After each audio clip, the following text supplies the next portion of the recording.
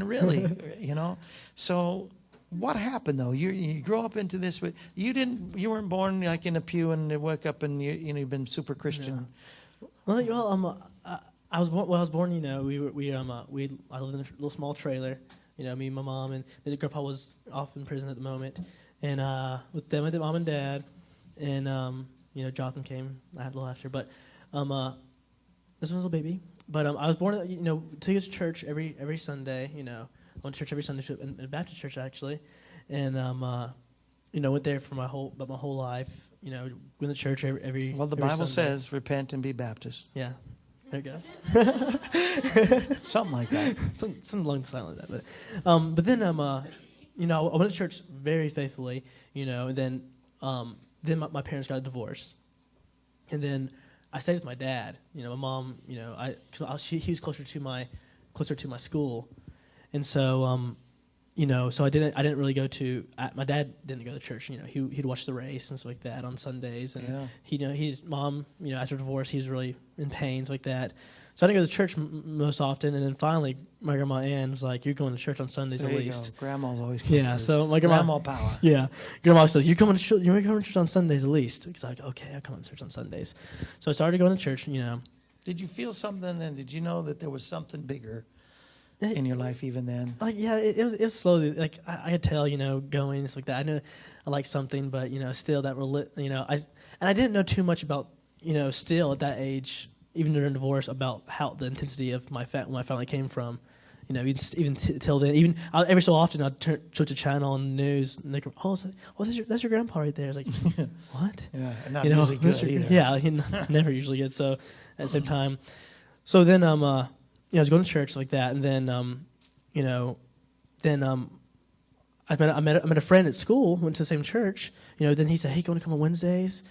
So I went on Wednesdays, and then started going on Sunday nights and Sundays. I was in church really a lot, but slowly, I started becoming a teenager, and it's always dangerous. Then the party began. Yes. So, right. And all my friends went to church, which that really doesn't mean too much. No.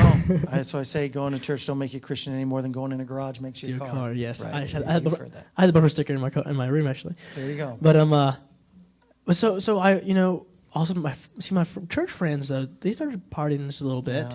Yeah. And then I had one friend. I had like the angel and the little devil on my shoulder. Just like I had one friend that was like, "Oh, like James, you need to start coming to church more. Like you're slowly leaving the church." It's like that. Another friend's like, "Oh no, I mean it's party time. It's party time." But then I'd go to church, but I was also partying at the same time. Some intense partying. Like when we say party, we're talking. Yeah. We're talking about like drinking. Right after church girls. Wednesday night church would be over. My friends would pick me up. Would go off to Boone, North Carolina, and straight into a college party, drinking. Right after church. Oh, right after church, yeah. And that's how ritual. That's how bad I was. I'd be drinking every night.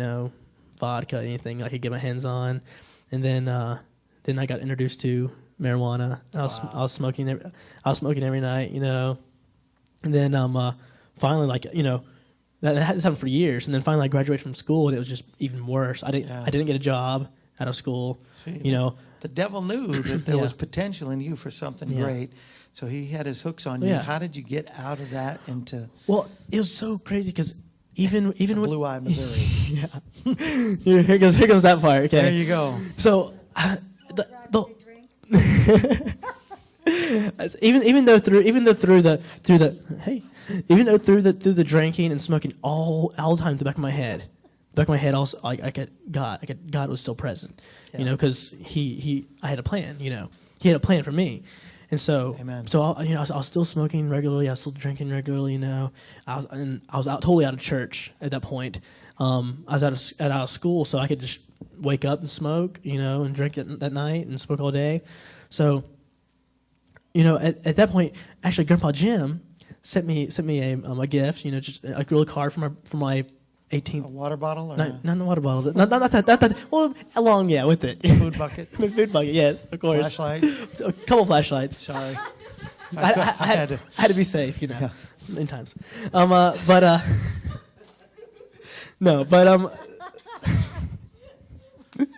But okay, but no, he sent me a birthday gift, and it was some money, my big 18th birthday. Wow. So I was like, oh yes, money. And so I decided, I'm gonna do something awesome for my it's my 19th birthday, something really awesome. And so so I decided I'm gonna go to New York, go to New York City to go see a concert. So I went to go see a concert in New York City with my friend. So I was in a traveling mood. I was like, I'm going to travel.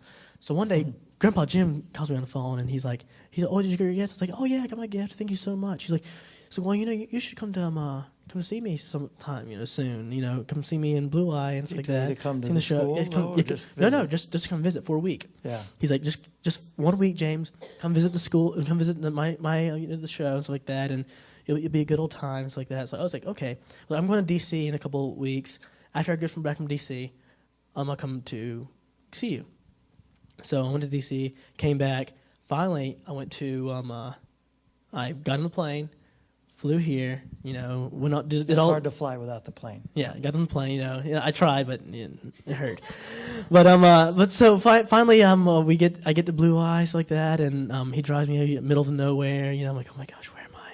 I'm from Charlotte. I'm from the city, Charlotte City, and stuff like that, so I'm used to everything around me. Ozarks are a little different. Yeah, it's different. So I met you. I saw you the first time. Really? At the show. Was I yeah. nice to you? You're okay. But no, I met you for the first time. It was really cool, and I spent 1 week there, and I didn't have a working mentality or anything. But the third day I was there, I started working with the production. Actually, Mark in the back. I started working with Mark. We were driving to a tabernacle, and we were unloading and loading this little thing for 4th of July, I guess. We were unloading it, see how fast we could do it. Mark remembers, yeah. 4th of July? First time I met him. And so we were 4th of July? Yeah, I know. So we're unloading, loading, seeing how fast we could do. I was ready for it. So I'll wake up early in the morning and do it, and so I stayed for a second week because they didn't buy me a return ticket yet. Right. So they said to stay as long as you want to. So I stayed for 2 weeks. And then the last day I was there. And remember, even while I was there, I'd sneak out and smoke a cigarette still. Oh, you didn't know that. I don't know if you knew that. But I'd No. smoke a cigarette and stuff like that, just sneak away. But I'm better now.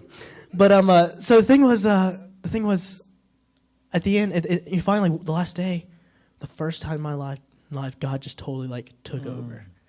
Took over. Yeah. And I was like, because I love my friends, I love partying, I love all this stuff, but God just told, my grandpa told me he had a school, a broadcasting school. Starting the Master's Commission. Master's Commission. I was already into broadcasting already, and he says, I have this school, he's like, I'm not asking you to be part of it, I'm just telling you about the school, the last day, I'm about to be there, I must be there. I look at Grandpa, and I look at this, he has this calendar on here. And I point and say, hey, I think, Grandpa, you know what? I think I want to come back and go to your school on this day.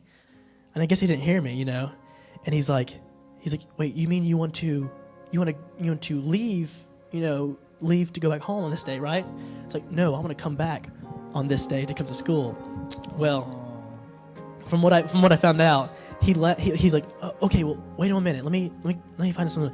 So he leaves to go into his back room, to his closet, and his assistant's with him, and his assistant tells me he was just bawling, crying. He was just crying because because we haven't seen him. I hadn't seen him for about 7 or 8 years. Yeah. In between that, I didn't see him for 7 years, so it's a long time. And so for me to come to school, he's just like, really? And well, yeah. From then, I do know prayer works. That's for sure. He was praying for you. I know before, and God had answered that prayer, but God had done something in your heart. Because really, at that moment when I made that decision, I was like, but what about my drugs, my alcohol, my friends? Like, what have I got to do? What about those? He's like, well, I'm calling you something a higher purpose, Yeah, that's right. And so so it was just weird for me. So for me, it was literally just the first time God totally took over, and it was just, and I was like, wow. And you went through 2 years of the Yes. school, became a leader in that school, and a lot of people think, well, since he was his grandson, so he got easy through the school.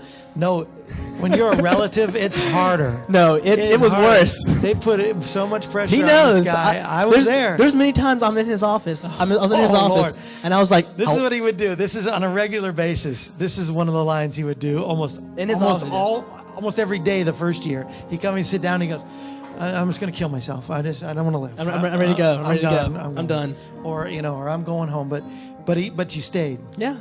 And like another relative of yours. Yeah. Your brother. No, but he had a he's not watching. Different calling. But you're called to this. Yeah. And not only have you gone through the school. Yeah. Now you're an employee. Now you work it was okay. in ministry. It was a miracle for me to come to a second year, first of all, and I made it a second year. Yeah. Met amazing people, met amazing students, friends lifetime friends, Because if it wasn't the Lord, you go back home. Oh. You got those friends there. Yeah. Everything's waiting for you. So many temptations. Slip right back. But then now, as I told you, I was going to leave once again this year to go home to do my own thing. But I thought I was ready. But then once again, God took over.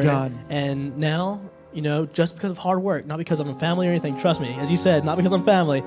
Now I'm a full-on employee at the show, and I'm so proud of get to you. hang out with you now more often because I'm more free. That's right. If I'm here, 24-hour slavery, you can actually get away. I'm here, so so I will be here a lot. Okay. I'll be here to come see you anytime you need me. I need you. I can do camera. I can do whatever. You are everything. You can be the roaming reporter.